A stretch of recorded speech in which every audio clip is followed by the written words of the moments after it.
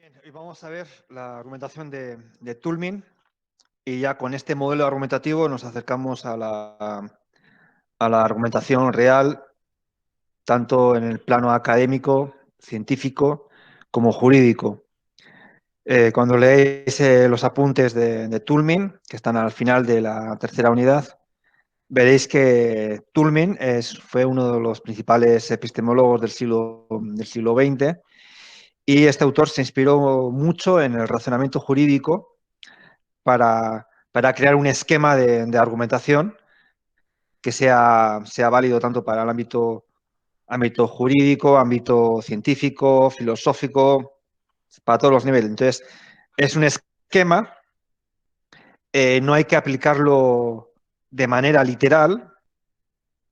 Entonces, lo que he observado, bueno, lo que observo todos los años es que los estudiantes se aprenden modelos de manera literal y de esos modelos luego no salen, es decir, sino que estos modelos, sobre todo a medida que vamos ganando complejidad, son bastante flexibles, no tiene por qué aparecer todos los elementos y ahí a veces, pues si nos remitimos simplemente o reproducimos los ejemplos, pues entonces no vamos a andar mal a la hora de argumentar.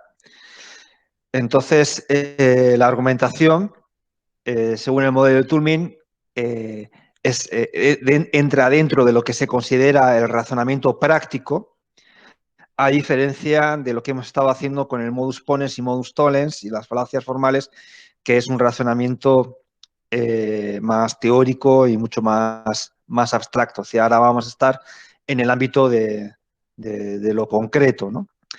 Entonces, es un modelo muy útil, muy útil. En muchas universidades se empieza con este modelo para iniciar a los estudiantes en la argumentación jurídica.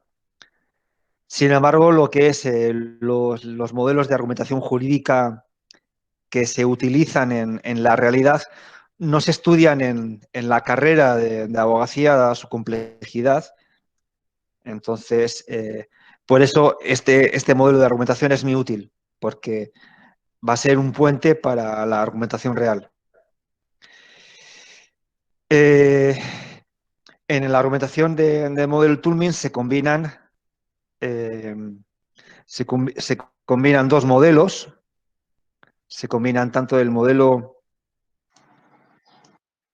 deductivo como el modelo inductivo. Entonces, antes de iniciar la explicación del modelo de Toulmin, voy a explicar lo que implica la argumentación deductiva y la inductiva. Como hemos visto en los ejercicios de modus ponens, modus tollens, la argumentación deductiva siempre parte de una norma general, de un enunciado que tiene un carácter general. Por eso, la proposición mayor, la premisa mayor, empieza diciendo todos los hombres, todas las mujeres, todos los seres humanos, que luego en lo que es en la realidad vemos que a veces esas expresiones generales no aparecen de una manera tan explícita como lo podemos observar, por ejemplo, en la Constitución Nacional, ¿no? A veces, a veces aparece la expresión las personas tienen el derecho de presentar un recurso, Ahí intuitivamente suponemos que cuando hablan de las personas se refieren a todas las personas.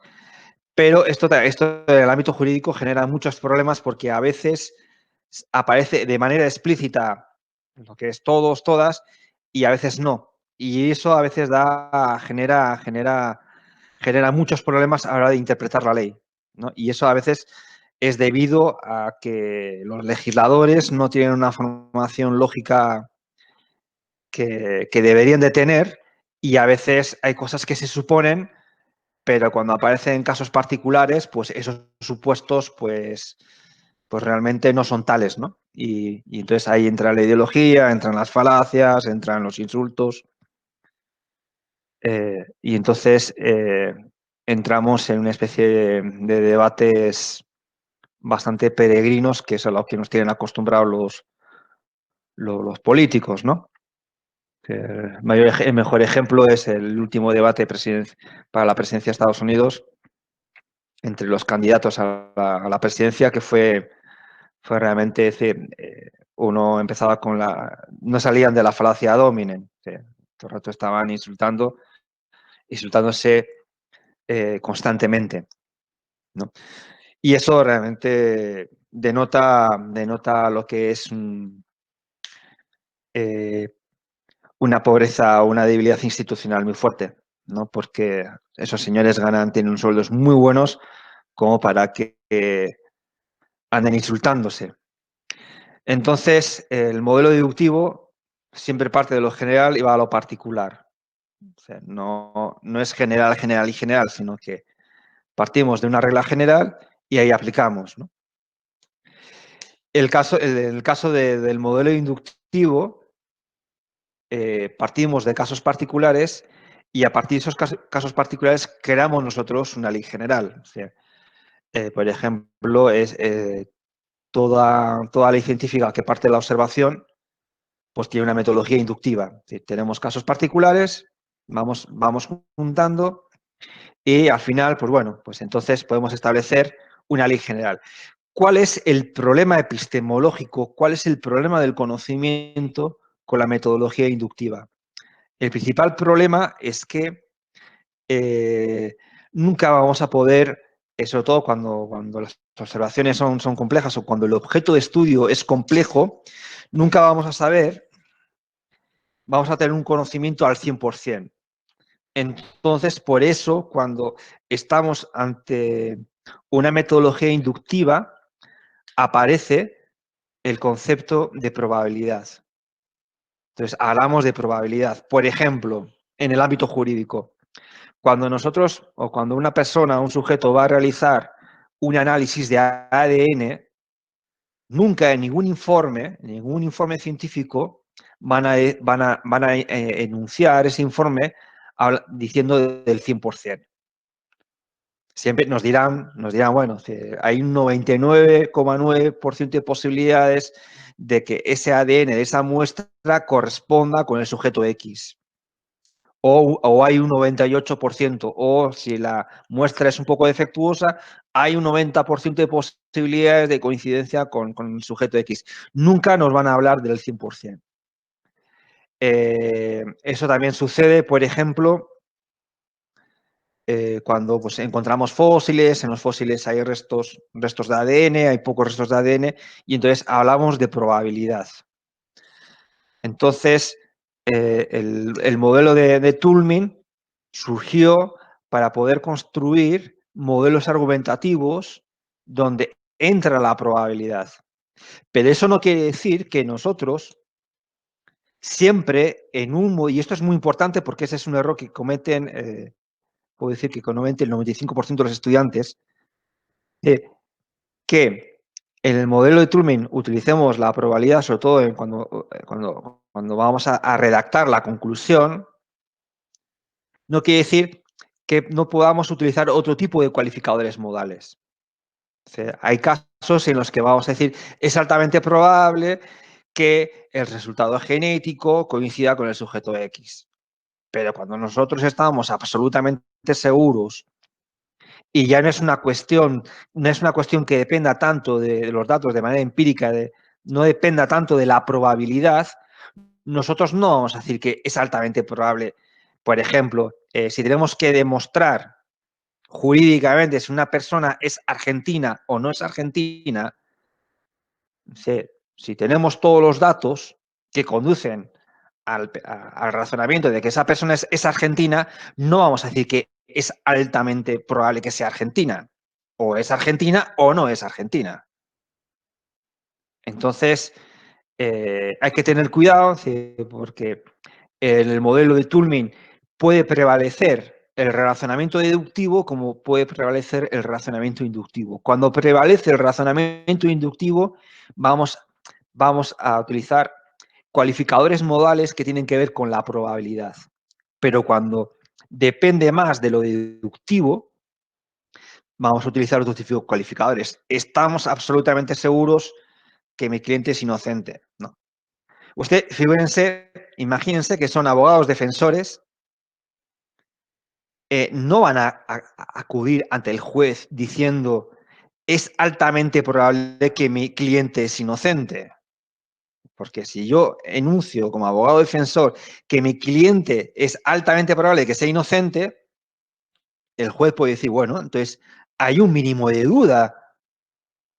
Entonces vamos a investigar esas pocas probabilidades por las cuales el personaje no sea inocente.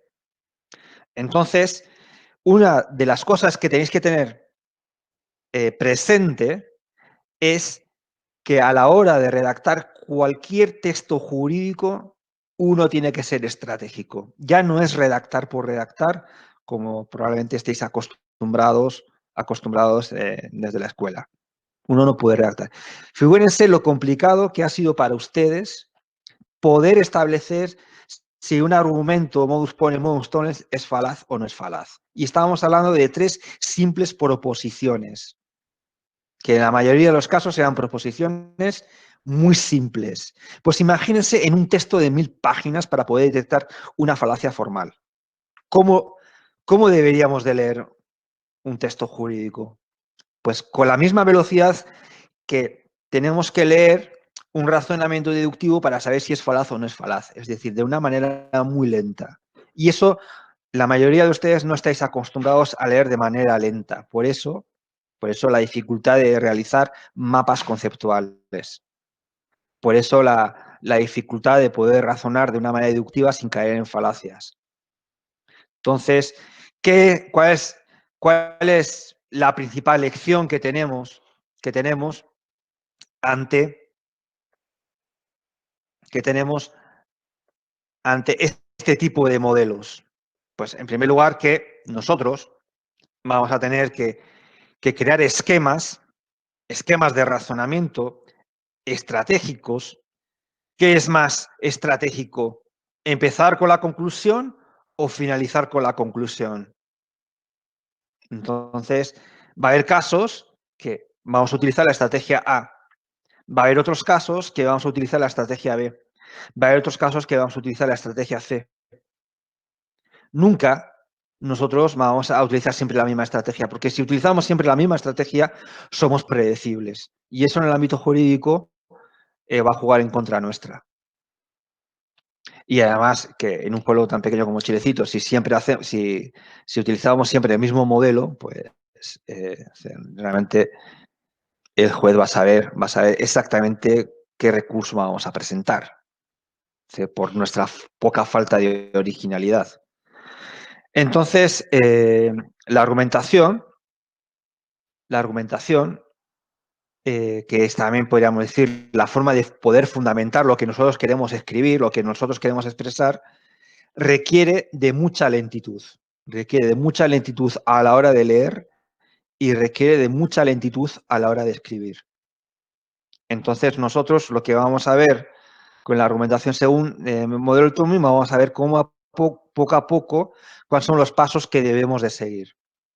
Es casi de una manera mecánica, aunque esta manera mecánica es como para aprender a argumentar. Luego, la manera mecánica la tenemos que dejar de lado. ¿Sí? Porque si pensamos de manera mecánica, va a ser una redacción muy tosca, muy soez. ¿Bafalda? Bien. Entonces, vamos a comparar ahora los dos modelos de argumentación. El modelo de argumentación que hemos visto hasta ahora, que es ilogístico, y ya cómo sería un modelo de Toulmin, de una manera muy simple. O sea, muy simple. Ten en cuenta que el ámbito jurídico, pues una argumentación puede ocupar 1000 páginas. Sí, nosotros vamos a ver nosotros vamos a hacer ejercicios de una página, pero el ámbito jurídico a veces se explayan de manera, a mi modo de ver, de manera excesiva. Bien, aquí tenemos dos modelos de argumentación. El modelo deductivo suelen decir que se utiliza para casos fáciles, donde aplicamos directamente y literalmente la ley. Entonces, a eso se le denomina interpretar la ley, porque tenemos un caso muy fácil, todas las pruebas juegan a nuestro favor, aplicamos la norma y la conclusión pues es muy, muy evidente, ¿no?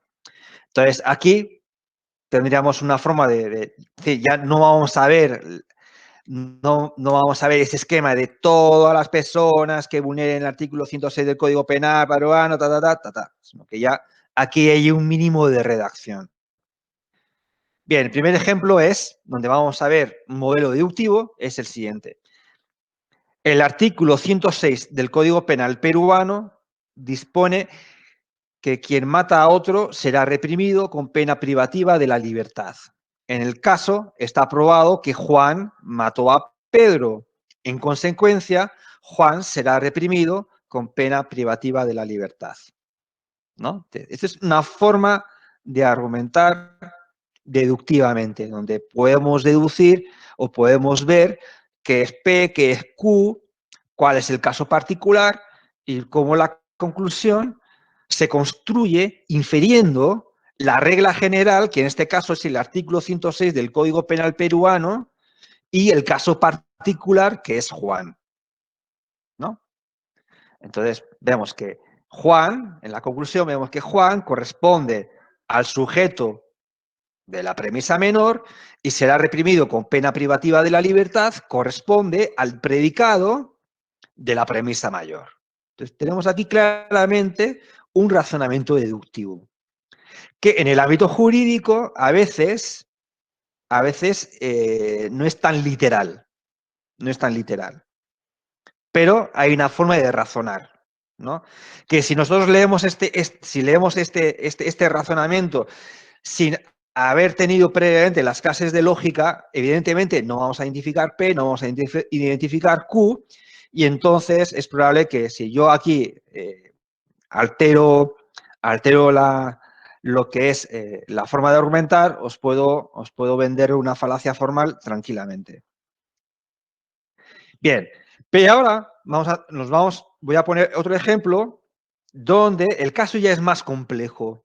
Y es más complejo porque se requieren pruebas, se requieren evidencias, se requieren, como se dice desde el modelo de Toulmin, se requieren datos. Y entonces, cuando hablamos que hace falta datos, hace falta pruebas, aquí ya estamos entrando en el ámbito de la probabilidad, aquí ya estamos entrando dentro del ámbito de la inducción. Pero también está presente la deducción. Entonces, la deducción va a ser muy importante porque nosotros a veces vamos a tener que crear la regla por la cual la regla a partir de los datos que nosotros tenemos. Tenemos una serie de datos y entonces, ¿qué es lo que tienen en común esos datos? Lo que tienen en común esos datos es lo que en el modelo de Toulmin se va a hablar de la garantía, pero además esta garantía va a tener que tener un respaldo. ¿Quién respalda lo que yo estoy afirmando? Bien, entonces aquí vamos a tener otra forma de razonamiento más complejo y que ya se acerca más a la forma de argumentar en el modelo jurídico. Y bien, y dice así: dado que se ha encontrado la huella digital de Juan, ya tenemos los datos y tenemos el caso particular, Juan, y la sangre de Pedro en el cuchillo hallado en la escena del crimen y que 3 testigos afirman haberlo visto salir de la casa de Pedro, es decir, además tenemos los datos de 3 testigos visuales. Y luego, careciendo los testigos de impedimento y las pericias siendo válidas, fíjate lo que dice aquí, las pericias son válidas, es decir, no habla que son verdaderas, sino que además de que son verdaderas, están validadas conforme a la ley, es decir, conforme al derecho procesal penal. Y así como el artículo 106 del Código Penal establece la pena de 6 años por homicidio, y a pesar que Juan alega inocencia, aquí estamos introduciendo la condición de refutabilidad, ofreciendo 2 testigos que no se han presentado, que esa condición de refutabilidad no sirve para nada, posiblemente,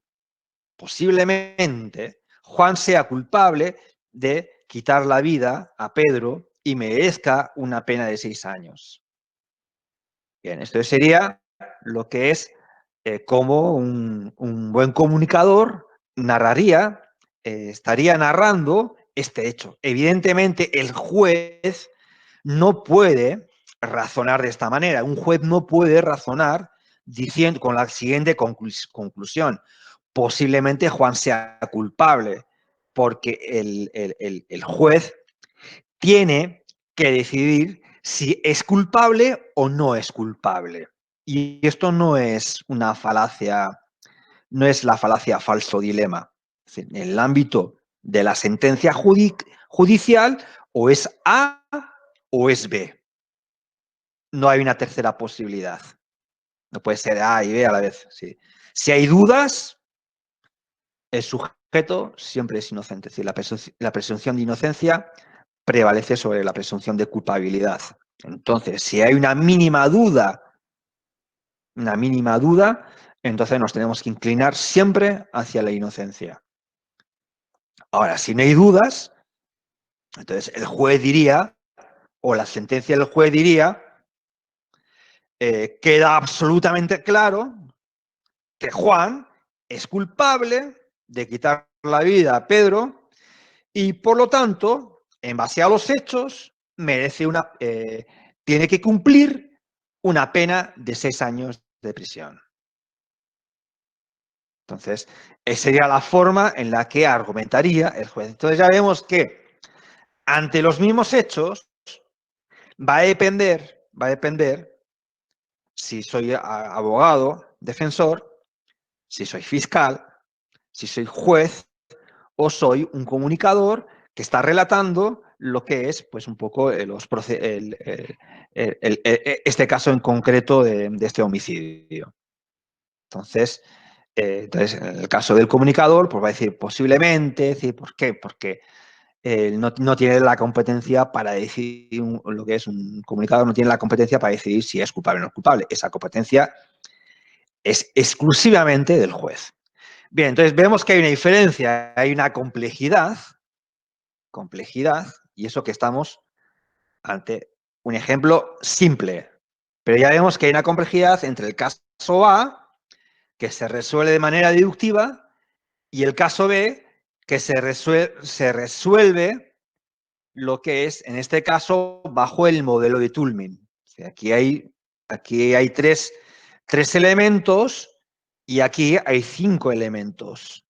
Entonces ya vemos que estamos introduciendo una mayor complejidad lo que es el modelo argumentativo. Por eso mi insistencia en que se domine el modelo deductivo, porque si no dominamos el modelo deductivo, si no dominamos A, aquí ahora que vamos a tener que redactar como el caso B, no es que vamos a estar perdidos, sino que no vamos a ver ni una coma. Y esto es lo que nos está acercando lo que es a la forma de argumentar en el ámbito jurídico, que va a estar presente, como hemos insistido, tanto Pablo como yo hemos insistido, va a estar presente en todo texto jurídico, que a veces por imitación, por práctica, pues la mayoría de los abogados tienen interiorizado este modelo. Ahora, si nosotros dominamos la estructura formal de la argumentación, pues entonces ahí vamos a marcar la diferencia. ¿Por qué no en todas las carreras de abogacía se enseña argumentación? En todas. Si no, hagan una investigación. Investiguen. Bien. Aquí tenemos el esquema más básico de Toulmin. Repito, no siempre tienen que estar todos los elementos del esquema de Toulmin, no siempre. Entonces, va a haber situaciones en las que vamos a recurrir a todos los elementos del esquema de Toulmin y otras veces no vamos a recurrir a todos los elementos. O sea, no seáis literales, no caigáis en la literalidad. Entonces, aquí tenemos 4 elementos, hay más, luego vamos a ver el esquema de Toulmin completo. Y esas son preguntas que que tienen que estar presentes a la hora de redactar una argumentación según el modelo de Toulmin. Bien, entonces, la tesis. A veces podemos empezar, nosotros cuando vamos a empezar a argumentar, vamos a empezar con la tesis, con las bases o con los datos de esa tesis, con las garantías, con el respaldo, y al final vamos a llegar a la conclusión. Pero a veces, para no ser tan reiterativos, la tesis no la vamos a expresar y vamos a expresar simplemente la conclusión. Eso va a depender del carácter estratégico de nuestra argumentación. Y esas estrategias van a ser propias, van a ser individuales. Nadie os va a ofrecer sus estrategias personales. Nadie. Las podéis deducir a partir de sus escritos. Bien, la tesis se pregunta básicamente qué voy a defender. ¿Qué defiendo? Voy a defender a mi cliente. Si soy el juez, voy a acusar al sujeto X, al ciudadano X, y esta tesis, ¿qué bases tiene? ¿Qué datos tiene? ¿De dónde? ¿En base a qué yo voy a formular esta tesis? Esto también sirve, por ejemplo, para el ámbito académico. Este esquema también lo podéis utilizar, por ejemplo, para poder argumentar si el derecho es una ciencia o no es una ciencia. ¿Dónde están los datos? ¿Cuál es mi base? Garantías. ¿Por qué sostengo dicha tesis? Y a veces la garantía que corresponde a la premisa mayor del modelo deductivo, la voy a tener que construir yo, sí, pues esto es pensamiento inductivo, a partir de los datos, a partir de la base. Y construir la garantía es la parte más difícil del modelo de Toulmin. Es lo más difícil. Sí. Lo que más nos va a costar, es decir, a partir de una serie de datos que yo tengo, es crear la norma, la regla que aglutina todos esos datos. Y entonces los errores más comunes son que yo tengo unos datos y construyo una garantía en la cual no se encuentran todos los datos, con lo cual el razonamiento no va a ser muy bueno. Entonces, ¿para qué yo ofrezco datos, pruebas que no sirven para nada, que no sirven para construir la conclusión? ¿Para qué? Entonces,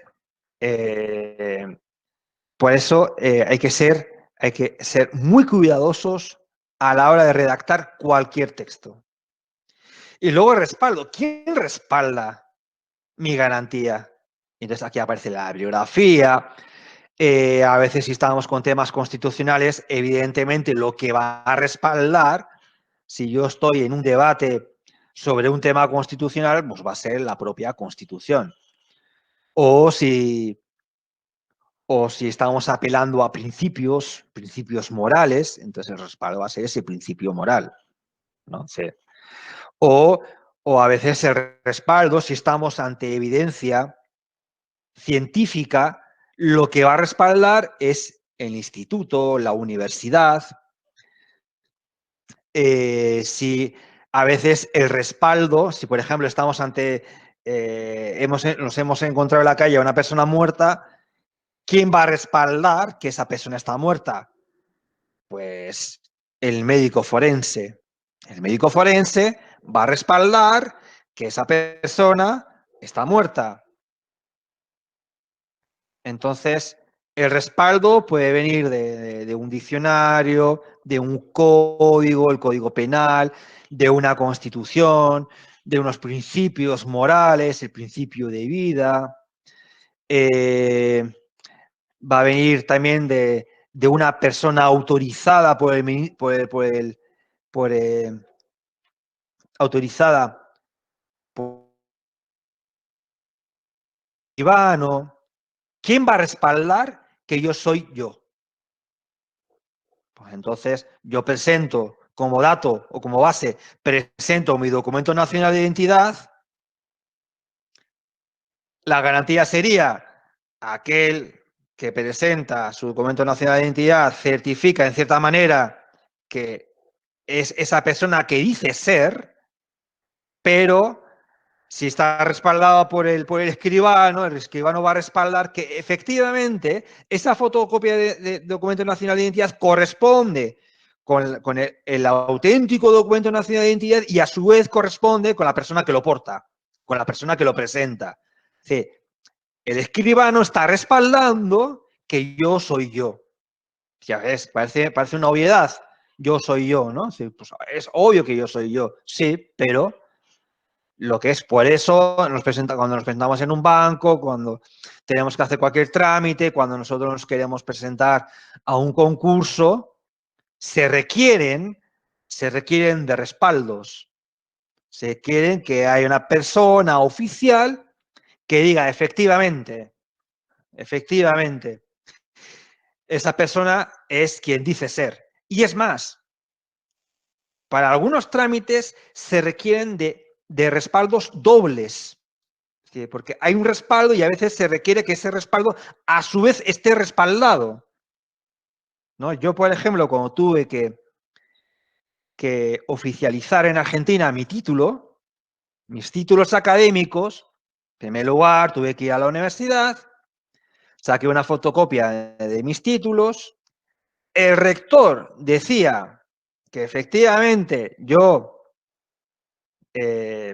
había obtenido esos títulos en esa universidad, hacía firmaba, luego había un escribano que certificaba la firma del rector y luego había un escribano con licencia europea que certificaba que el escribano realmente era un escribano y estaba en condiciones de poder certificar la firma del rector. Es decir, que a la hora de poder oficializar mis títulos se requerían de un doble respaldo.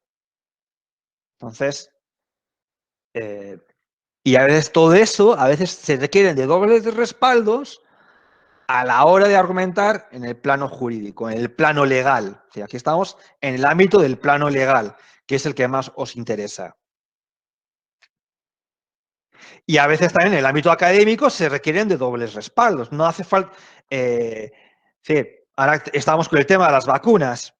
Entonces, con el tema de las vacunas vemos que, claro, tienen que estar respaldadas con institutos realmente famosos o industrias farmacéuticas que tienen cierto prestigio, pero es que además se requiere del respaldo de la academia, de la ciencia, para validar si esa vacuna es fiable o no es fiable. Entonces, ahí también tenemos, en el caso de las vacunas, tenemos un doble respaldo, el respaldo de la institución y el respaldo de la comunidad científica, ¿no? Bien. Bien, aquí tenemos el esquema completo del modelo de Toulmin. Ya veis que es un esquema complejo a simple vista y este es el esquema más simple del razonamiento judicial. Los esquemas de algunos razonamientos judiciales son muchísimo más complejos, muchísimo más complejos. Bien, pero empezamos por lo simple, ¿no? Entonces, aquí tenemos los datos y, claro, y a veces cuando la cosa es muy simple, pues si a una persona le pillamos con las manos de la masa, le la pillamos infraganti, entonces la conclusión es obvia, es evidente, ¿no? Y como calificador modal podemos decir, Pedro es culpable, es obvio que Pedro es culpable del robo porque se le ha pillado con las manos en la masa. Sí. Entonces, estamos con el caso más simple. Es decir, entonces, cuando a una persona se le pilla infraganti cometiendo un delito, entonces la conclusión va a ser obvia.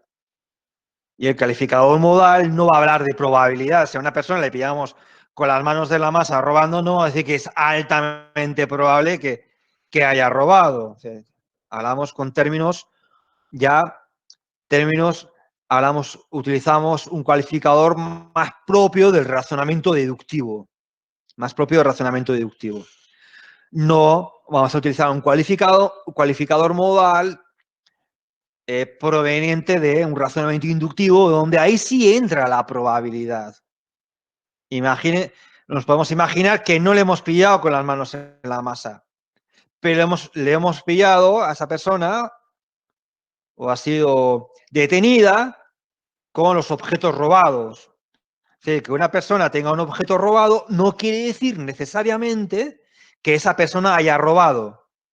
¿Por qué? Se ha podido, por ejemplo, uno va por la calle, se encuentra una cartera, la recoge, de repente viene el policía, ¡pum! Esa cartera no es tuya. No, porque me la acabo de encontrar, me la acabo de encontrar. Entonces, aquí podemos decir que es probable que esa persona haya robado, pero no tenemos datos, no tenemos información y por lo tanto no podemos asegurar al 100% de que esa persona haya robado. ¿Por qué? Porque cabe la posibilidad de que se haya encontrado la cartera, ¿no? Entonces, ¿veis la diferencia en que entre un razonamiento de carácter deductivo donde tenemos una certeza absoluta y tenemos un caso donde la certeza no es absoluta y ahí recurrimos a la probabilidad y a los cualificadores modales propios de la probabilidad diciendo es probable, es poco probable, etcétera, etcétera. Ahora bien, el juez va a tener que tener absoluta claridad para poder emitir un juicio. En el caso de que no tenga absoluta claridad para emitir el juicio, la presunción de inocencia prevalece y, por lo tanto, esa persona queda libre. Bien, la garantía, como he dicho antes, se construye a partir de los datos. Entonces, nosotros, cuando estábamos razonando argumentativamente, según el modelo de Turing, en función de los datos que nosotros introducimos, construimos esa regla general. Es decir, que si Juan es presuntamente culpable de homicidio y nosotros encontramos lo que es un cuchillo con la sangre del asesinado y las huellas dactilares de Juan, pues entonces podemos decir que en base a los datos, en base a la evidencia presentada, Juan ha cometido el asesinato. Sí, o la garantía sería, si ante un asesinato, si nosotros encontramos información que apunta directamente del homicidio a Juan, entonces la conclusión va a ser Juan ha cometido el asesinato. Entonces la garantía va a ser ese nexo, el nexo de unión entre los datos y la conclusión. Entonces, para saber si la garantía es correcta, la garantía nos va a responder por qué mató Juan a esa persona. ¿Por qué? Porque hemos encontrado el arma homicida y en esa arma homicida había sangre del asesinado y en su mango estaban las huellas del presunto homicida. Aquí hablamos de presunción. Entonces, no tenemos la certeza absoluta de que sea asesino. Entonces, probablemente Juan sea el homicida. Pero bien, hemos aportado una serie de pruebas. ¿Quién respalda esas pruebas? ¿Quién respalda que la sangre corresponde al asesinado? Pues entonces ahí necesitamos un respaldo, porque se requiere de un laboratorio que realice el análisis de sangre y compare con la sangre de la persona que ha sido asesinada. Presentamos huellas dactilares. Entonces, ahí se requiere un informe forense de la policía científica que indique que efectivamente esas huellas dactilares corresponden al presunto homicida. Entonces, a medida que nosotros vamos ofreciendo datos, esos datos deben estar respaldados. Porque si no están respaldados, no son válidos, aunque sean verdaderos, no son válidos. Entonces, el respaldo le va a dar validez a los datos. Bien, entonces, y lo mismo, si, por ejemplo, si yo estoy en un argumento académico, ¿por qué yo digo que el derecho no es una ciencia? O sea, ahí tengo que construir yo ese razonamiento. ¿Por qué no es una ciencia? Mi conclusión es que el derecho no es una ciencia. ¿Qué datos tengo? Evidentemente esos datos los voy a sacar de artículos académicos, principalmente. Pero yo tengo que construir ese razonamiento. ¿Quién respalda esa postura? Pues lo respalda tal autor, en tal libro, y ahí recurro a la cita. Entonces, la cita, la referencia bibliográfica, entonces va a respaldar por qué yo pienso que el derecho no es una ciencia, ¿no? Entonces, vemos que este esquema, que parece complejo, es decir, a simple vista, y luego nos va a servir para fundamentar, para argumentar cualquier postura, sea académica, sea una postura ética, sea una postura religiosa, etcétera, etcétera. O sea, de hecho, la Iglesia Católica tiene un modelo argumentativo muy sofisticado que lo elaboraron en la Edad Media. Y si no, lean a Santo Tomás. También un modelo argumentativo donde combinan tanto la inducción como la deducción. El problema es que para cuando la Iglesia argumenta deductivamente, recurre a los padres de la Iglesia, recurre a la Biblia, recurre a los dogmas, y entonces ahí para ellos el dogma está respaldado por Dios, y entonces ahí entramos ya en el ámbito de la metafísica y el ámbito de la especulación. Pero los modelos argumentativos que tiene la Iglesia Católica son muy sofisticados, muy sofisticados. Por eso también los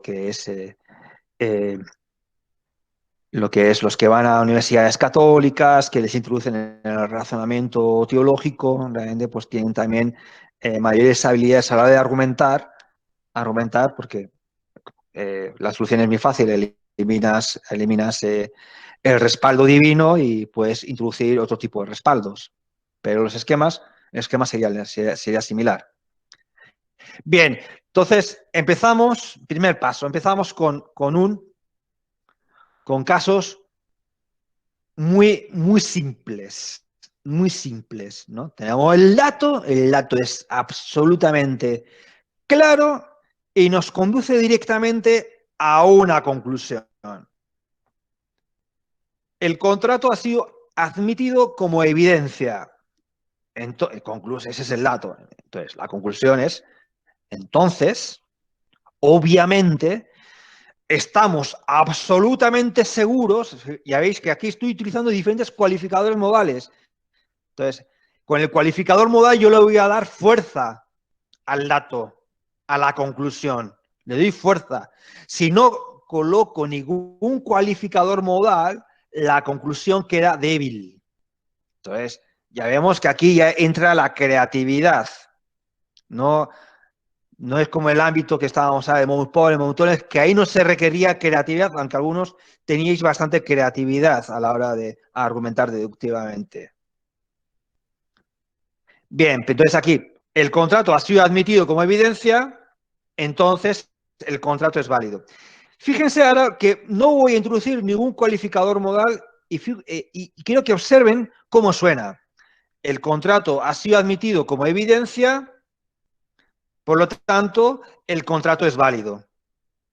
Y ahora le voy a dar énfasis. El contrato ha sido admitido como evidencia, por lo tanto, estamos absolutamente seguros de que el contrato es válido. O lo podría expresar de otra manera diferente. No cabe la menor duda, de que el contrato es válido. Entonces, Yo le estoy dando fuerza a mi conclusión. Yo le estoy dando fuerza a mi conclusión. Si yo no le doy fuerza a mi conclusión, pues entonces el impacto, mi capacidad persuasiva va a ser muchísimo menor. Y eso juega en contra nuestra. Entonces, nosotros tenemos que ser los creativos. Nosotros tenemos que ser los estratégicos, porque tampoco no es una cuestión de exagerar. Exagerar. No teniendo datos y decimos que no hay ningún dato y estábamos acusando a una persona de culpabilidad sin tener ningún tipo de dato y decimos, estamos absolutamente seguros de que este sujeto es culpable y no ofrecemos ningún tipo de prueba, realmente nuestro argumento es falaz. No es que sea falaz, nuestro argumento es absurdo. No llega ni a falaz, es absurdo, ¿no? Y a veces se escuchan muchos argumentos absurdos, pero muchos. O sea, lo que pasa es que a veces los escuchamos tantos que no nos damos cuenta que son absurdos y los naturalizamos. Pero uno los analiza y dice, esto es totalmente absurdo y es una absoluta tontería. O sea. Bien, le vamos a segundo paso.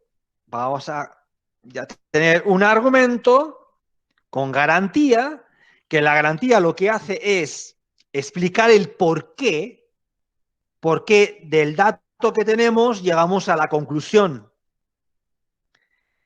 Entonces, la garantía siempre se construye a partir de los datos que nosotros tengamos. Siempre. Si construimos una garantía sin datos, entonces ya digo lo mismo, el argumento es absurdo. Bien, entonces aquí ya vamos a tener una argumentación un poquito más compleja. Y quiero que os detengáis bien, si la garantía es la parte que más cuesta a la mayoría, a todos nos cuesta construir la garantía. Y no hay una única forma de construir una garantía. Es decir, que si yo hago un examen, os mando un examen a todos. Bien, el examen va a ser a distancia, va a ser asincrónico. Y os doy una tesis y le tenéis que argumentar según el modelo de Turing. Y yo encuentro dos garantías que son similares. Es obvio que se han copiado, pero obvio. O sea.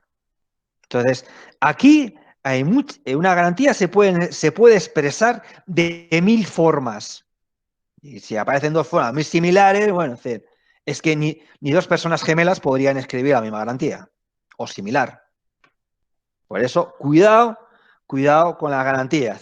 Se pueden escribir, se pueden redactar de 1000 formas posibles. Por eso, aquí ya entra la creatividad, es un arte, es complicado. Es complicado al principio. Luego ya esto, si hacemos 1000 argumentaciones según el modelo de Turing, os garantizo que nos va a salir de manera automática. Bien, el ejemplo es el siguiente. Empiezo con el dato. El 8 de octubre, el sujeto X fue visto corriendo por la calle unos minutos después y a una cuadra de distancia de donde se produjo el robo. Este es el dato. La garantía. Normalmente la gente común no corre por la calle en la noche, pero los ladrones, escapando de la escena del crimen, sí lo hacen. Por lo que tal conducta es sospechosa. Entonces, ¿por qué el sujeto X es sospechoso de cometer un robo? Porque lo hemos visto corriendo a unas altas horas de la noche. ¿Cuál puede ser la razón por la que ese sujeto estaba corriendo justamente en un lugar donde se ha cometido un delito? ¡Qué casualidad! Sí. Y no iba con ropa de hacer deporte. Entonces, aquí estamos utilizando un tipo de razonamiento abductivo. Ya no es deductivo, ya es aductivo, es sentido común que si vemos una persona correr y no pidiendo ayuda en un lugar donde se ha cometido un delito, es probable que esa persona esté corriendo por algo que ha hecho algo mal, algo malo.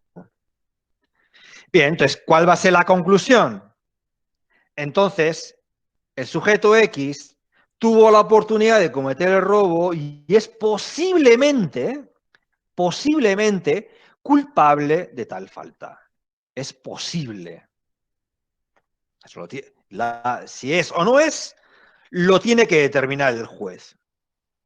Pero aquí estamos describiendo lo que es la escena del crimen y su contexto. Bien, entonces ya vemos que tenemos un dato, una persona que va corriendo y nosotros llegamos a la conclusión que probablemente sea el culpable. ¿Pero por qué probablemente sea el culpable? Porque la gente común no corre y cuando corre, pues salvo es una urgencia que no había en ese lugar, pues por algo será. Lo más probable es que estaba huyendo del crimen y la gente normalmente huye del crimen, salvo los que tienen sangre fría y se van tranquilamente andando, que también puede pasar. Bien, entonces ya vemos que en el segundo paso le hemos introducido la complejidad, de la introducción de la garantía, que la garantía va a responder al por qué ese sujeto posiblemente es culpable, presuntamente es culpable. Bien, vamos a añadirle un grado de complejidad. Ya veis que este modelo de argumentar ya no tiene nada que ver con el modus ponens, modus tollens, esto ya es más complicado. Y aquí le vamos a añadir el respaldo. Entonces empezamos con el dato. El testigo, y ya veis que es un modelo muy simple. El testigo X dice tal cosa. Entonces, la conclusión cuál va a ser, entonces, tal cosa es así. ¿Pero por qué tal cosa es así? Porque debido a que X tiene la preparación y la experiencia requerida para aportar una evaluación confiable y se comporta responsablemente como testigo experto, se puede confiar en su opinión. Es decir, que aquí estamos en un caso, por ejemplo, de configuración de un juicio oral, de un juicio público oral, ¿no? Entonces, hemos creado un comité para evaluar posibles personas que van a participar en el juicio. Bien, ¿cuál es el respaldo del razonamiento que hemos realizado para llegar a la conclusión de que tal cosa es así? Pues entonces nos respaldamos en el ámbito más académico diciendo, este es un campo del saber en el que las personas que posean el nivel de educación técnicamente necesaria, la experiencia y el reconocimiento profesional suficiente, pueden hablar con autoridad de los temas relativos a su especificidad. Y así, y este respaldo podría estar como mejor fundamentado, y así lo dice X persona en tal texto. No es que lo digo yo, sino que lo dice un experto. La garantía, pues, puede ser un razonamiento personal, pero el respaldo va a venir de un experto, de alguien que consideremos que tiene cierta autoridad para validar lo que yo estoy razonando o para validar el dato. Por eso el respaldo lo coloco lo que es el respaldo sería el concepto, conceptualmente por encima del concepto garantía. Bien, vamos al cuarto nivel de complejidad. Cuarto paso. Bien. Aquí en este paso, en este modelo argumentativo, queremos argumentar que Juan sea argentino. Entonces, ¿qué presentamos como dato, como evidencia, como prueba de que Juan es argentino? Pues bueno, vamos a lo simple. el documento de nacionalidad de identidad, donde dice que tal persona es argentino. También el documento de nacionalidad de identidad, por ejemplo, en mi caso, el documento de nacionalidad de identidad argentino dice que yo soy extranjero. Por lo tanto, uno cuando ve mi documento de nacionalidad de identidad, lo que va a deducir es que yo no soy ciudadano argentino, sino que simplemente soy un residente argentino. Bien, entonces, presentamos el documento nacional de identidad y ¿cuál va a ser la garantía? ¿Por qué decimos que una persona presentando el documento nacional de identidad es argentino? Pues porque en Argentina, toda aquella persona que tenga el documento nacional de identidad es considerado un ciudadano argentino. Pero ¿quién valida? ¿Quién valida que ese documento nacional de identidad le corresponde a Juan? Bueno, pues en este caso, ¿quién puede validar eso? Es el escribano X con su número, que certifica, que valida el documento de Juan. Y aquí introducimos la condición de refutación, que a veces es importante porque a veces podemos ver que hay excepciones. Por ejemplo, en mi caso sería una excepción. Y entonces es interesante que mostremos esas excepciones porque las excepciones luego nos va a servir para poder construir el cualificador modal. Entonces, ¿qué condición de refutación podría ser? Pues, salvo que sea extranjero, como es mi caso, y sea residente en Argentina, no podríamos decir que Juan es argentino. Sí, que no todas las personas que tienen documento nacional de identidad en Argentina, no todas las personas son argentinos. ¿Por qué? Porque los residentes también tienen documento nacional de identidad en Argentina, como es mi caso. Pues aquí yo estoy utilizando el razonamiento deductivo. No por el mero hecho de tener un documento nacional de identidad en Argentina, eres argentino, porque los residentes también lo tienen. ¿Veis? Entonces, aquí estamos utilizando una combinación de razonamiento inductivo por el mero hecho que yo tengo que presentar datos y estoy aplicando razonamiento deductivo para poder construir la condición de refutación. ¿Y cómo yo construyo la condición de refutación? Pues utilizando el modus tollens.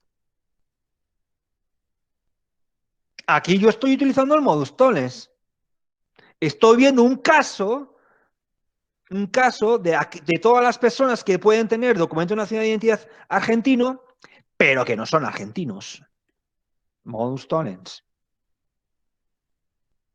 Y entonces, salvo que sea extranjero, entonces, pues, ¿cuál es la probabilidad de encontrar un documento de nacionalidad de identidad en Argentina? ¿Cuál es la probabilidad de que ese documento sea extranjero? Pues la probabilidad es el porcentaje de extranjeros con documento nacional de identidad argentino que viven en Argentina. Y es un porcentaje tan pequeño, que entonces el cualificador modal que yo voy a acompañar a mi conclusión y que le va a dar énfasis a mi conclusión es que lo más probable es que Juan sea argentino. Entonces aquí lo vemos por secciones, que si yo lo redacto sería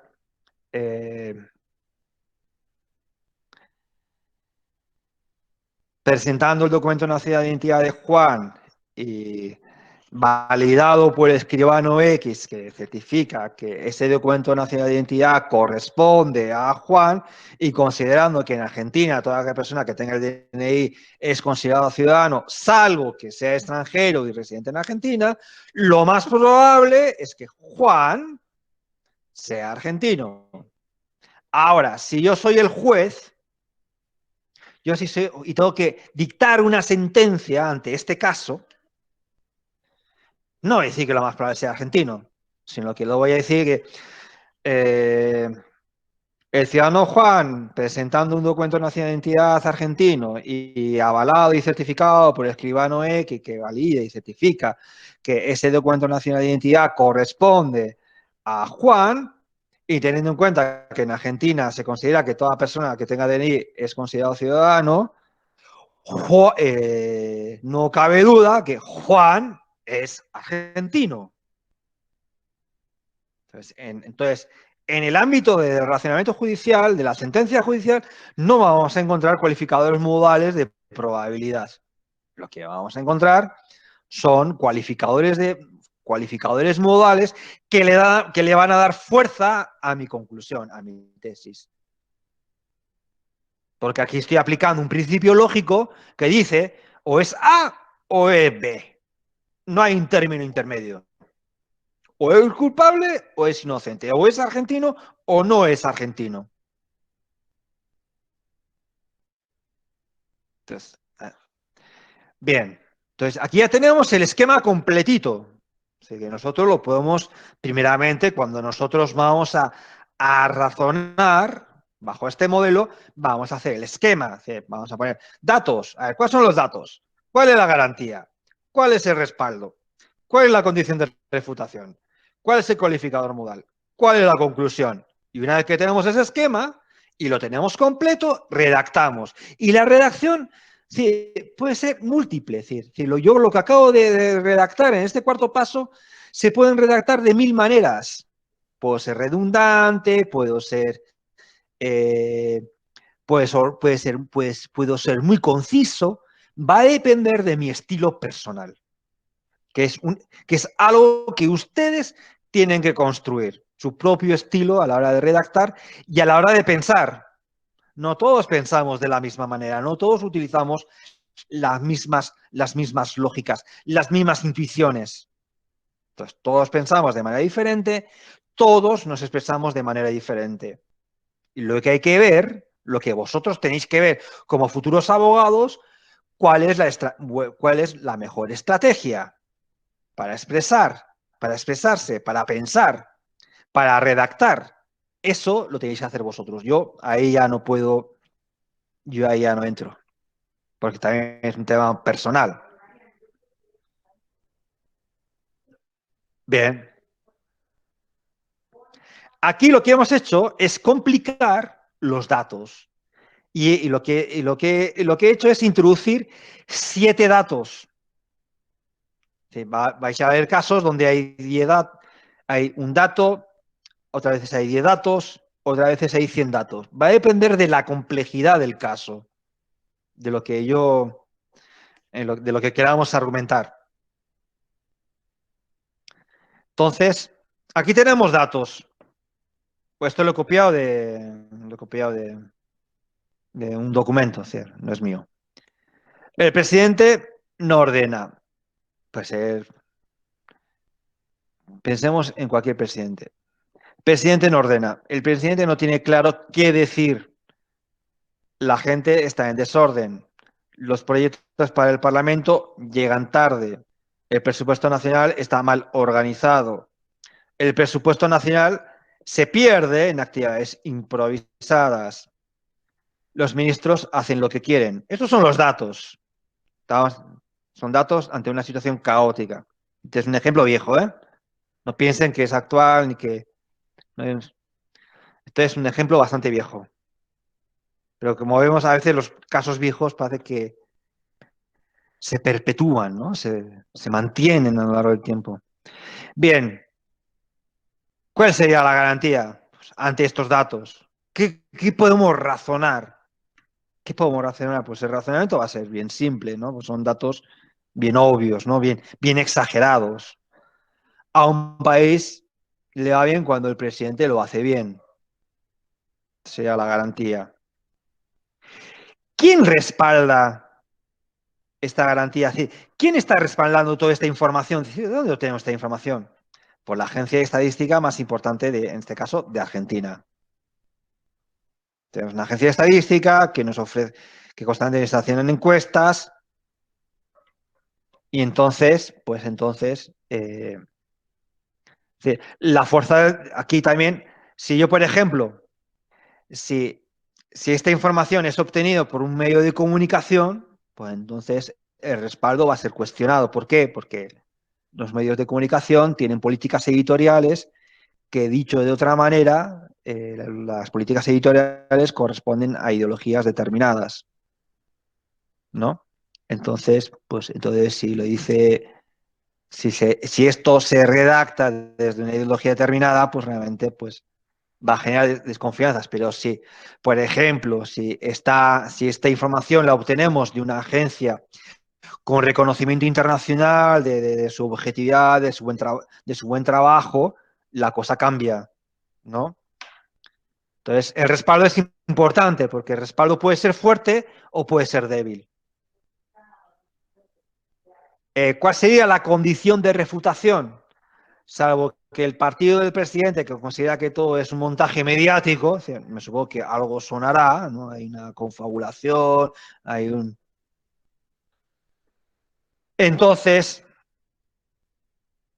sería el cualificador modal, ya vemos que un cualificador modal, en este caso débil, entonces el presidente no es un buen presidente, ¿no? Entonces, una forma aquí donde le hemos dado complejidad son en los datos.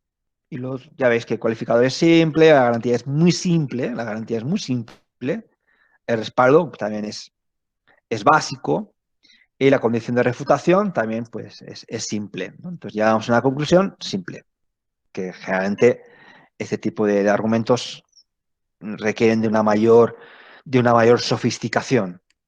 Pero como estamos aprendiendo, vamos a empezar con cosas simples y una vez que dominemos las cosas simples, le vamos dando una mayor complejidad argumentativa.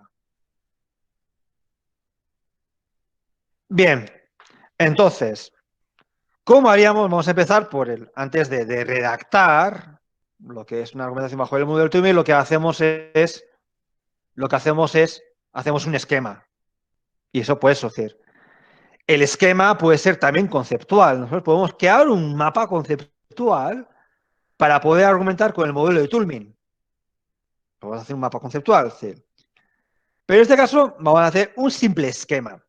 Bien, María no puede beber alcohol. Esa va a ser la tesis que evidentemente se va a reproducir en la conclusión, pero la conclusión del modelo Turing le acompaña un cualificador modal. Entonces, la diferencia entre una tesis y la conclusión es que la conclusión es la tesis más el cualificador modal. Típico error de estudiante. Y lo digo típico error porque lo veo muy a menudo. Un estudiante pronuncia una tesis y llega a una conclusión diferente. Entonces, ¿cuál va a ser la observación del profesor?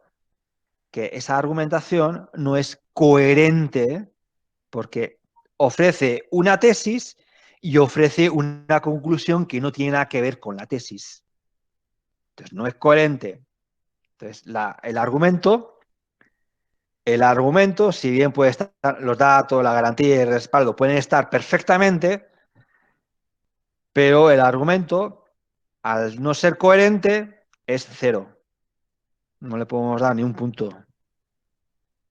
porque es incoherente, es absurda. Entonces, a un argumento absurdo no le podemos dar ni un punto, ¿no? Bien, entonces, ¿qué le acompañan a los datos? Después de los datos, ¿qué es lo que viene?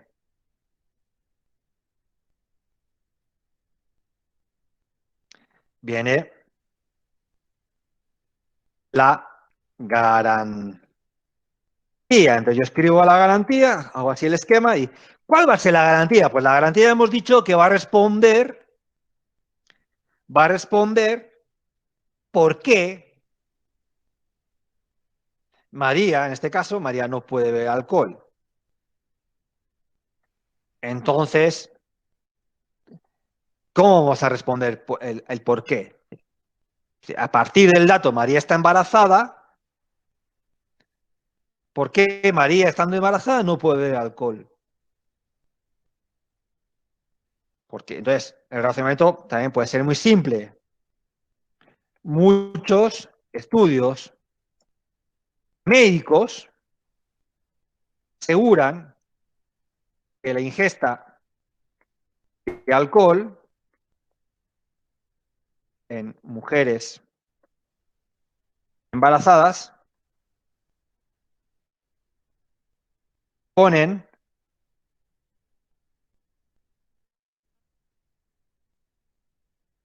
en riesgo la salud del bebé.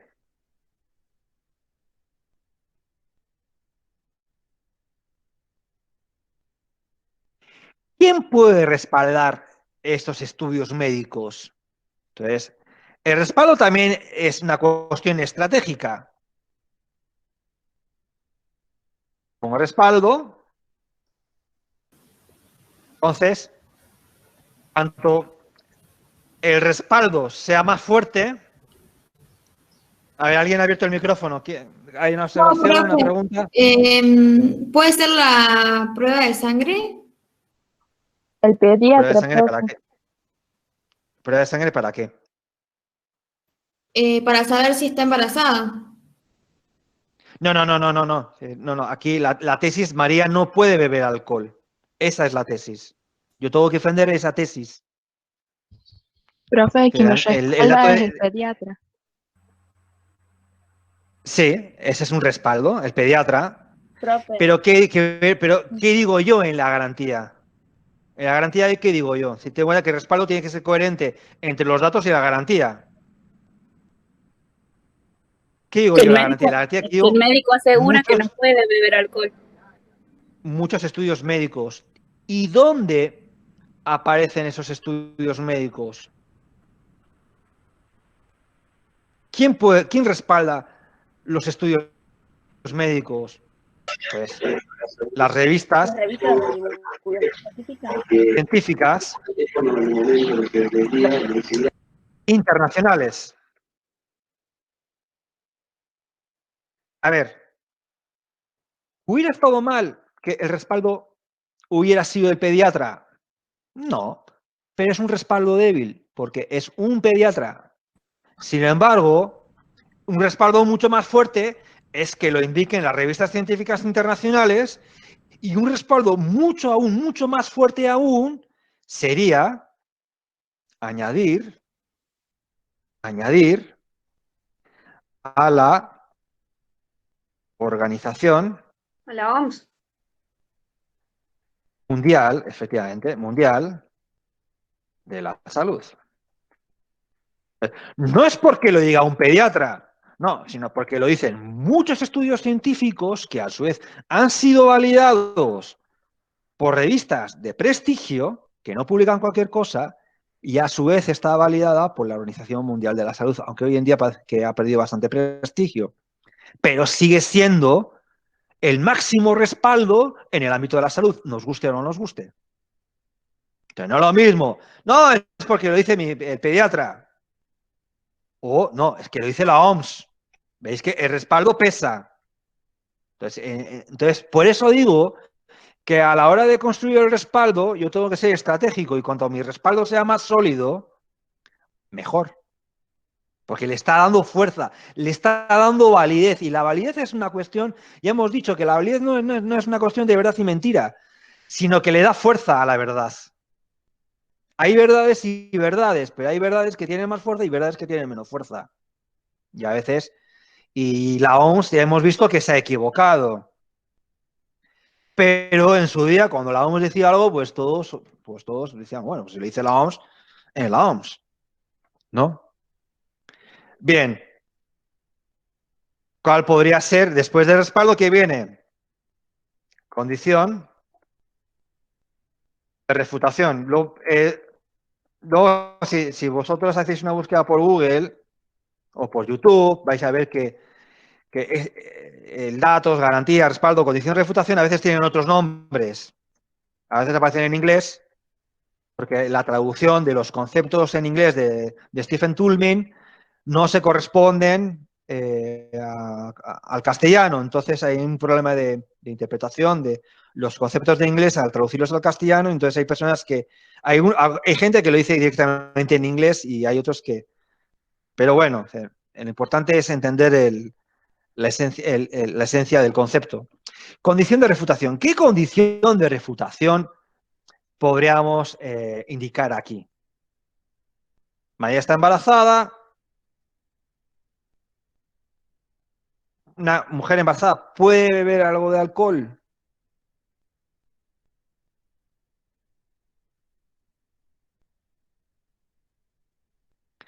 ¿Hay alguna condición de refutación en este caso? Se nos puede ocurrir un caso.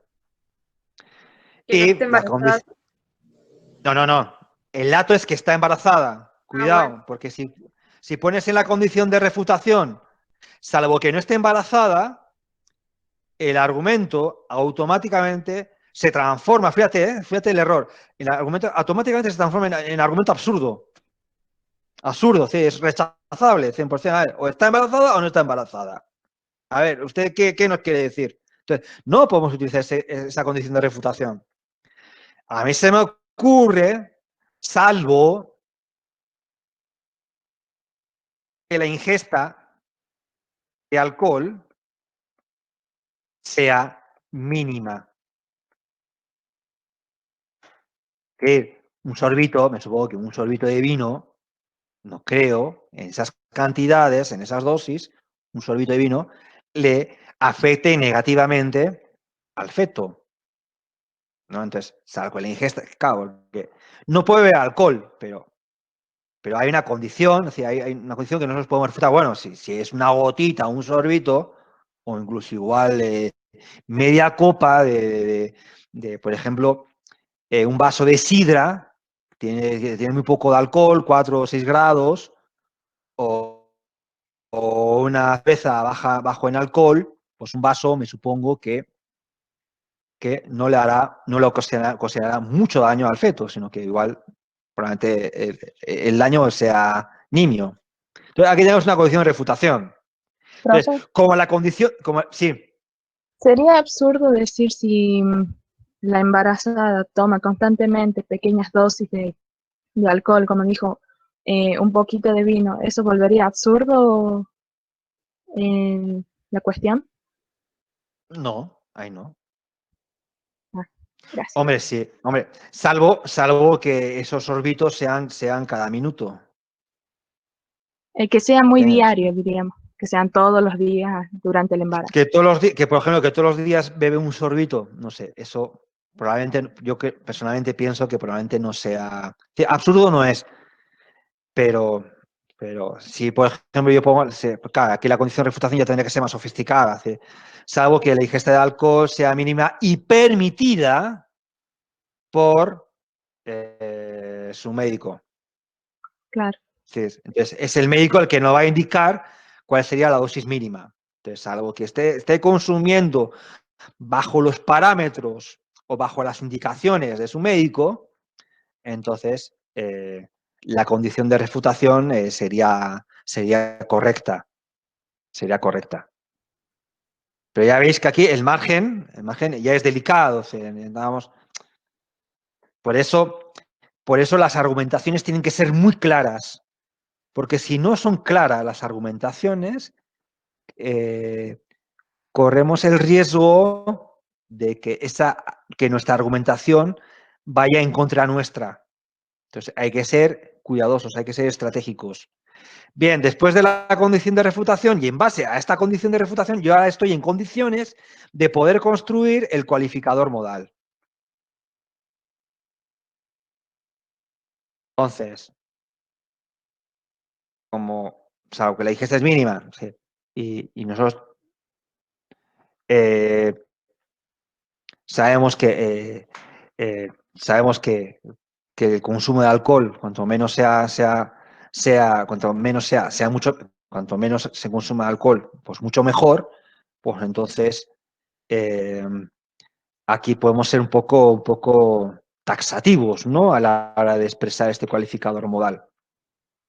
Y como decís, María no puede beber alcohol, pues podemos decir algo así como estamos absolutamente seguros y en base a la garantía, en base al respaldo, o sea, a las revistas científicas, a todos esos numerosos estudios científicos, estamos absolutamente seguros que María, y aquí repito la tesis, María no puede beber alcohol.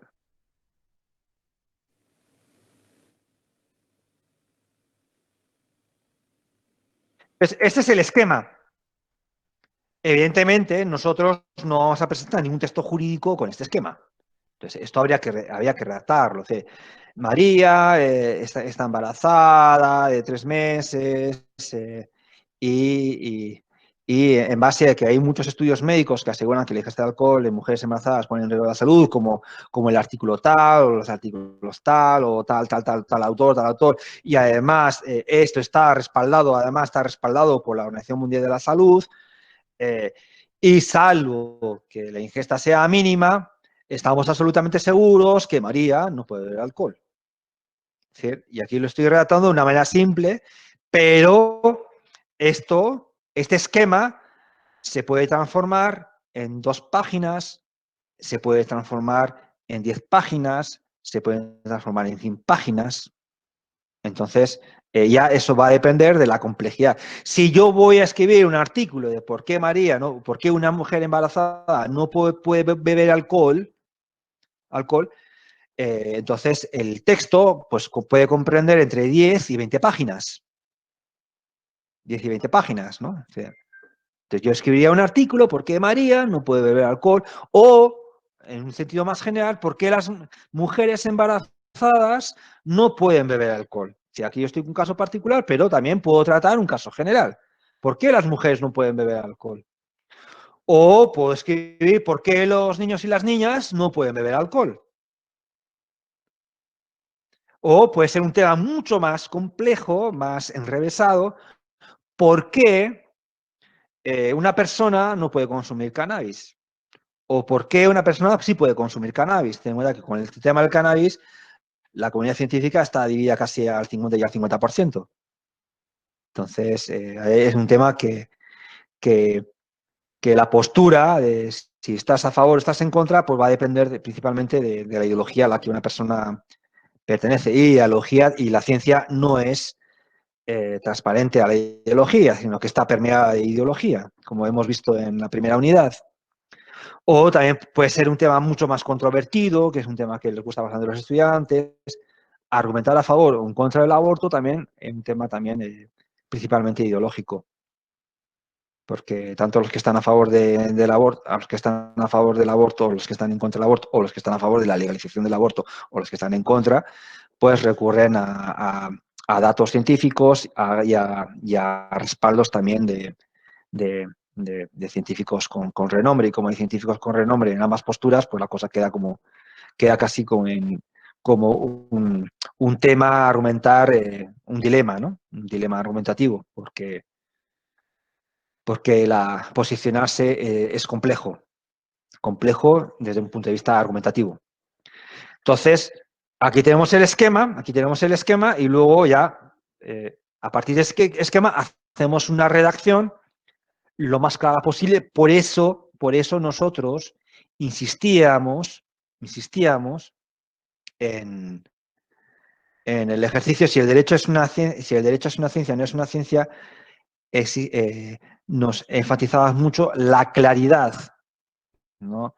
Que hubiese respaldos, y esos respaldos sean las referencias de los textos que presentábamos que no era una cuestión de decir yo estoy a favor del derecho, yo estoy a favor de que el derecho es una ciencia, pues porque tiene una forma axiomática de expresión y porque parte de principios, de normas, de generales, y entonces podemos considerar que el derecho es una ciencia formal. No, sí, bien, vale, pero ¿quién dice eso? ¿En quién te apoyas? ¿Quién respalda tu postura? Y luego la garantía responde al por qué. Es decir, ¿por qué el derecho es una ciencia o no es una ciencia? ¿No? Entonces, aquí ya tenemos un modelo complicado y lo mismo, esto, sí, el modelo deductivo de Monos-Pones y Monos-Pones exigía lo que es práctica, es que no os quiero ni contar lo que exige esto de práctica. Entonces, si alguien no practica con esto, salvo que sea un crack, que a veces lo hay, ¿sí? O que tenga una forma, o que tenga, sea una persona muy razonable, que la lógica la tenga muy bien, tenga una forma de pensar muy clara, va a ser complicado, ¿sí? Va a ser complicado, ¿sí? Y aquí realmente, aquí no sé cómo realizar la evaluación, Pablo, pero aquí también es muy evidente cuando uno cuando razona mal o cuando argumenta mal es muy para la persona que tiene lo que es unas mínimas nociones, salta a la vista, es muy rápido, sí, muy rápido decir no, sí, el argumento está mal construido. Es muy obvio, ¿no? Y luego cuando uno lo explica, uno se da cuenta de verdad, sí, cómo estoy diciendo esto, ¿sí? ¿No? Pero entonces, se requiere de mucha práctica y además, y se requieren de muchas equivocaciones porque uno aprende equivocándose. Sí. Es así. Sí. Uno requiere decir, uno tiene que a veces decir cosas muy absurdas para, es verdad, sí. Y uno se tiene que dar cuenta, pues esto es absurdo, ¿no? Es lo más normal, es decir, la primera vez que hacemos un argumento de modelo Turing, la primera vez nos cuesta mucho, la segunda vez nos cuesta un poquito menos, la tercera nos cuesta menos, la cuarta vez. Entonces, al final cuesta poco. Y no siempre tienen que estar todos los elementos, no siempre. Sí, a veces no es necesario el respaldo. Pero lo que sí, hay tres elementos que siempre tienen que estar sí o sí en una argumentación. El dato,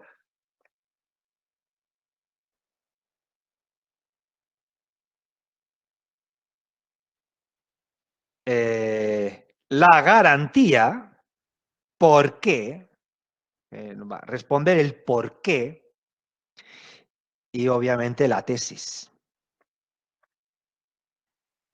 Lo demás le da fuerza. Lo demás le da fuerza. Entonces nosotros podemos presentar un argumento sin fuerza o podemos presentar un argumento con mucha fuerza. Entonces, en un juicio, ¿quién va a ganar? Pues el que mejor, el que con más fuerza presente los argumentos. ¿Qué sucede?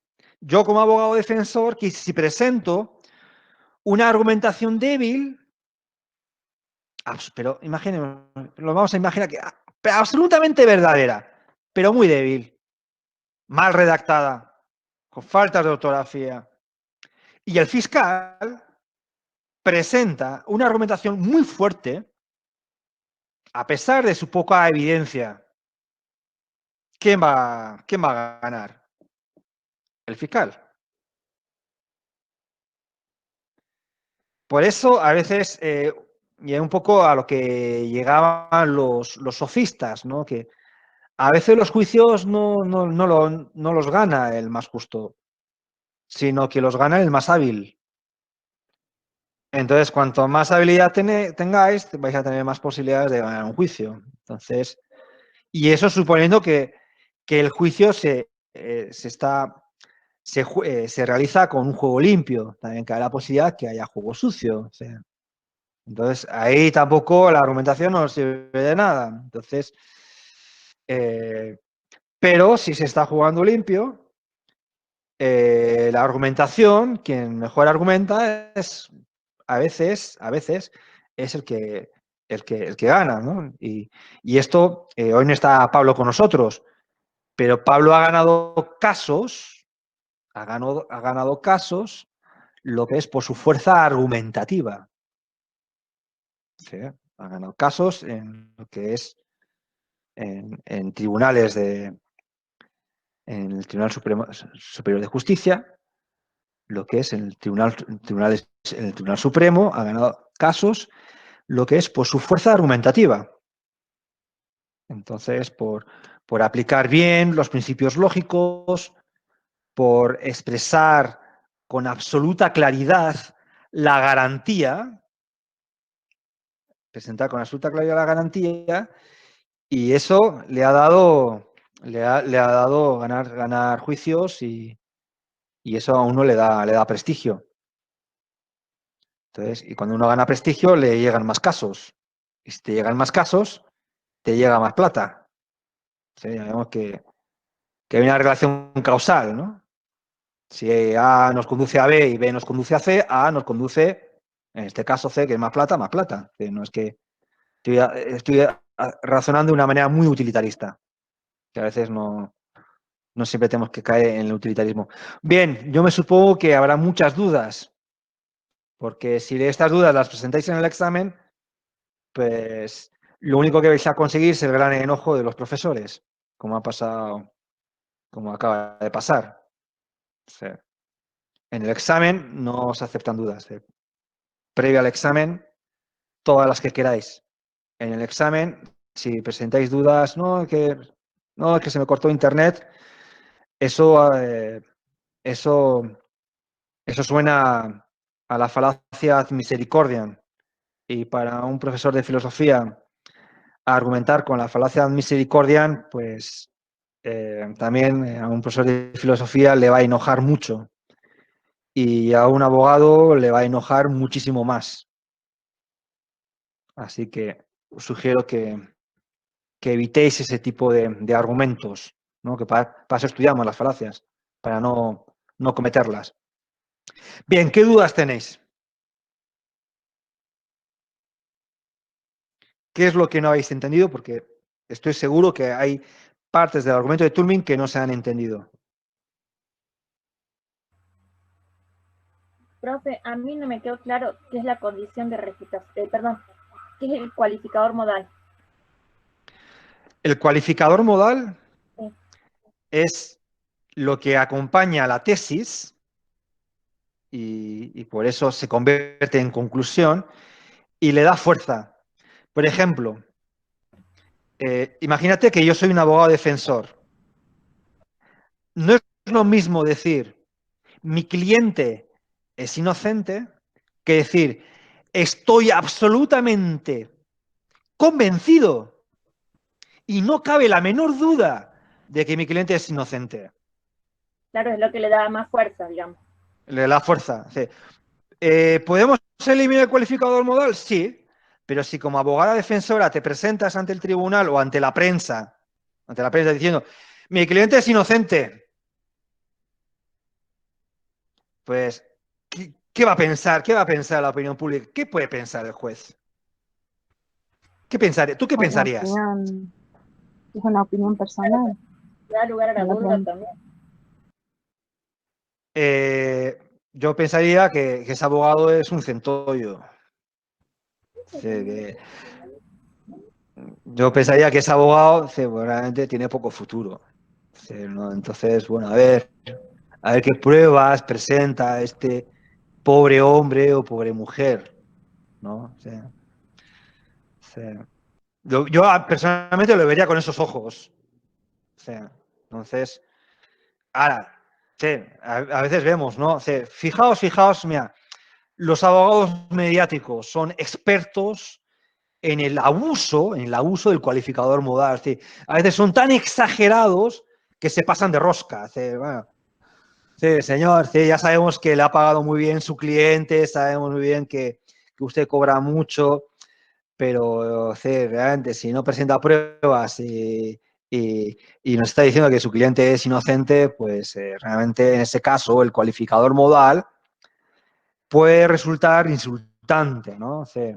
Sobre todo insultante, sobre todo en casos realmente que hay casos muy mediáticos, con mucho dolor, y a veces un abogado defensor se abusa con el calificador modal. A mí personalmente me resulta que es insultante. Entonces también hay que ser comedido. O como diría Aristóteles siempre sugiere que en el ámbito de la justicia uno tiene que ser prudente.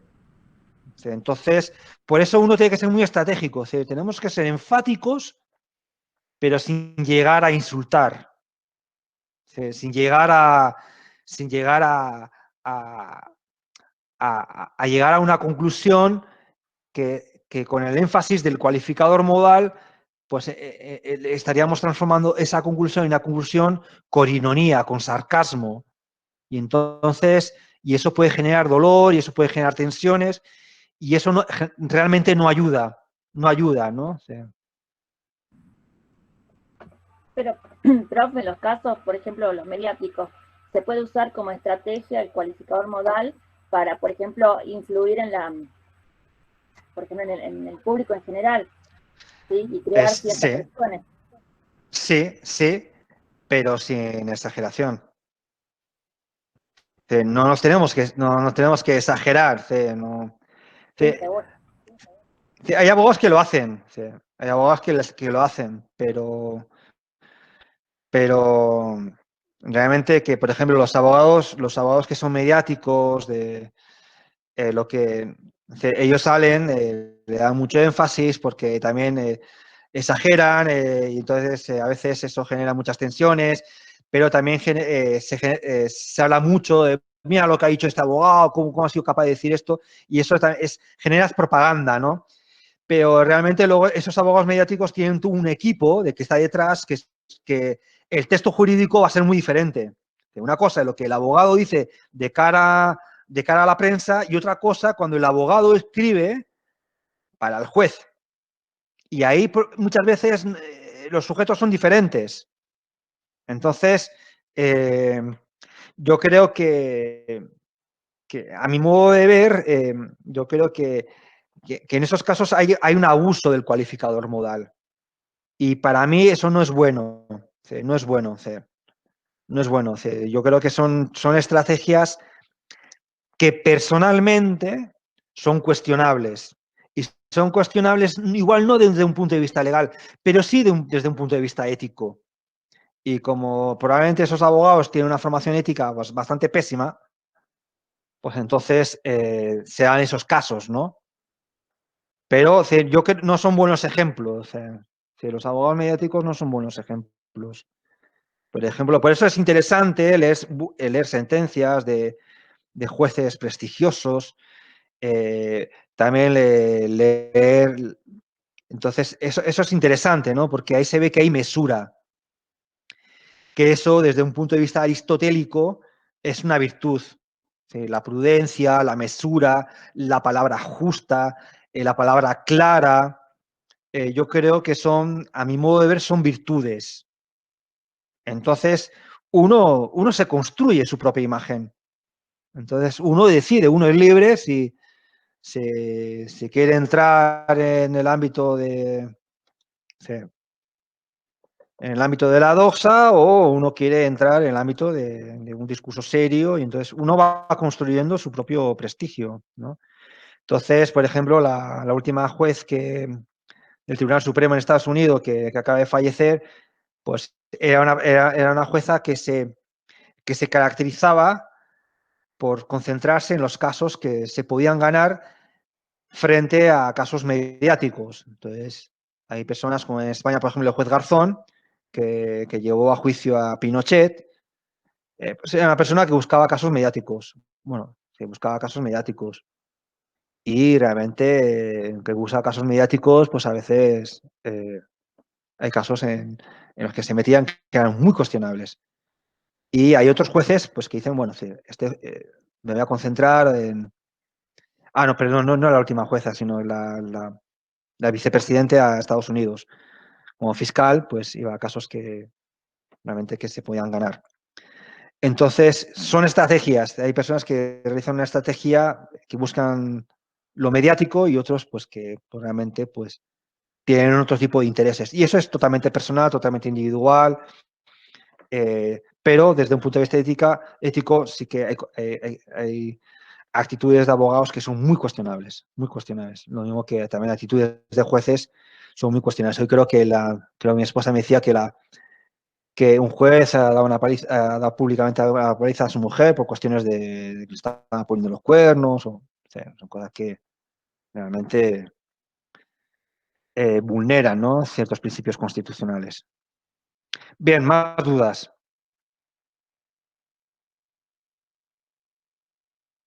Profe, yo tenía una duda, o sea, no me quedó muy claro lo de la condición de refutación.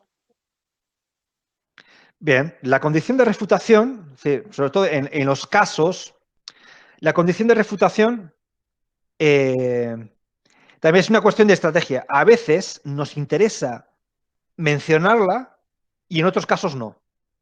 Sí, hay casos en los que podemos obviar la condición de refutación. Lo que hay que tener claro es que esa condición de refutación no debilite mi tesis. Si va a debilitar mi tesis, yo me callo.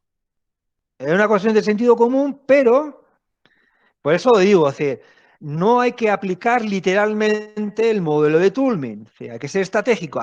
¿Me interesa resaltar la condición de refutación o no? Por ejemplo, en análisis genético, pues claro, la condición de refutación, ¿cuál va a ser? Pues la posibilidad de que el análisis genético sea erróneo es del 1%. Y lo digo, ¿por qué?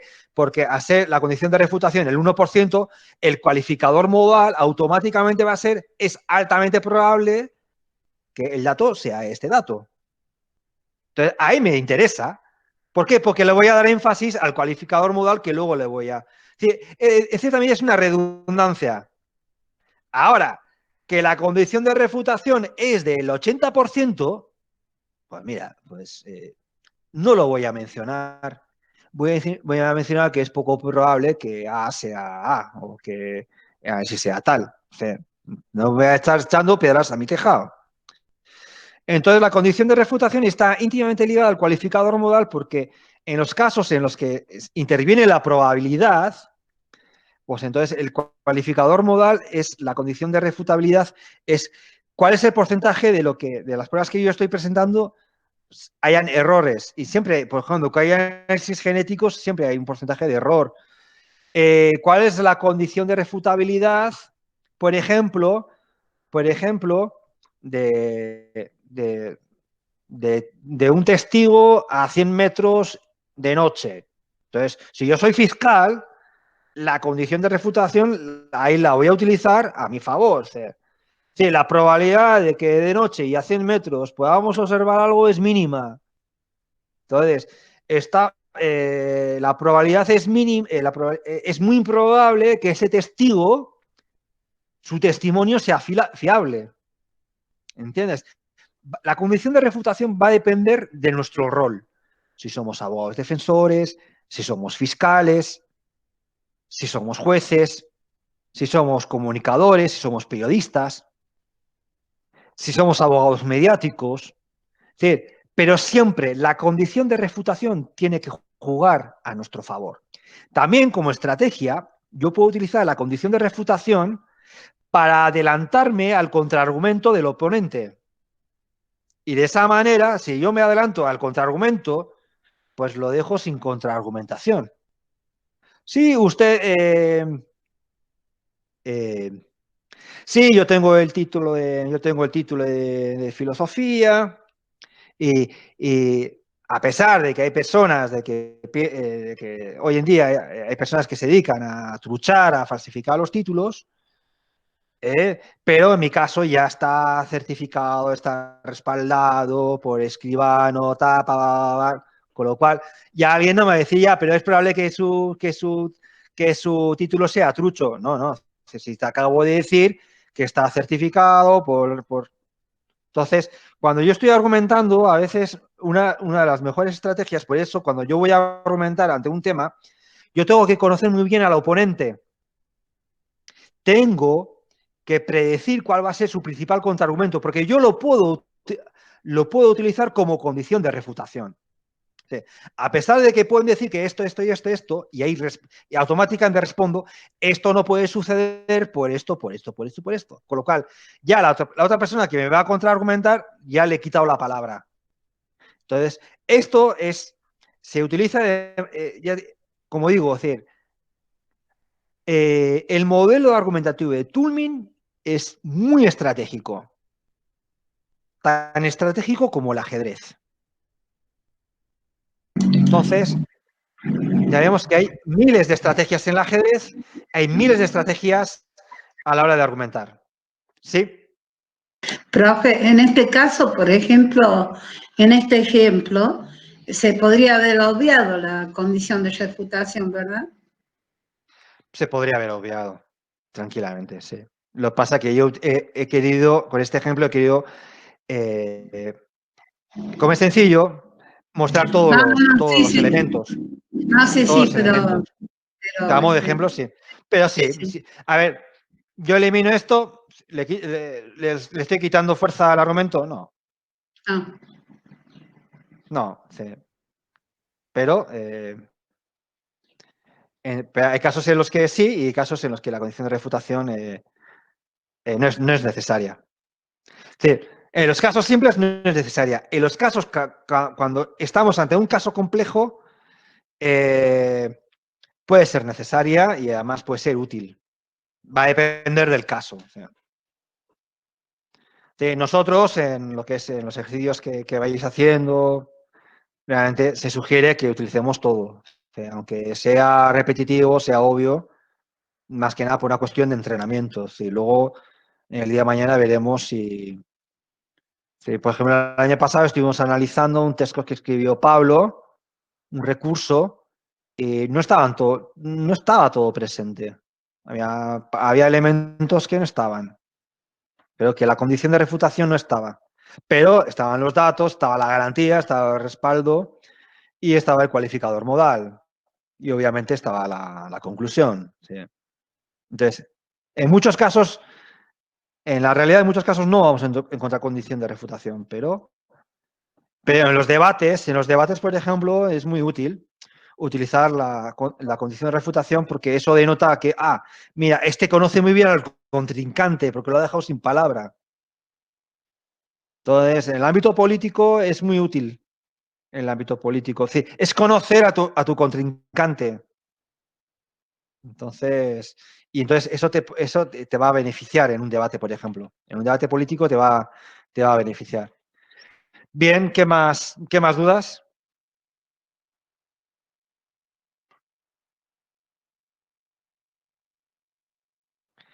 Bien, pues yo creo que la clase estaría por finalizar. Si no hay más dudas, hagan ejercicios y a ver cómo se os da.